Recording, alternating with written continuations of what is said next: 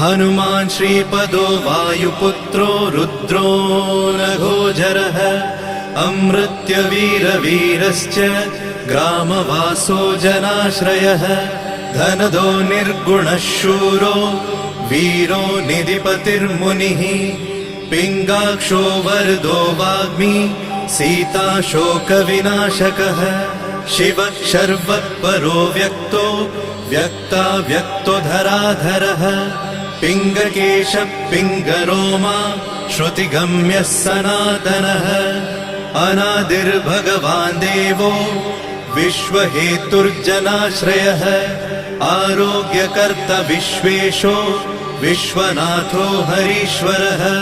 भर्गो रामो रामभक्तः कल्याणप्रकृतिस्थिरः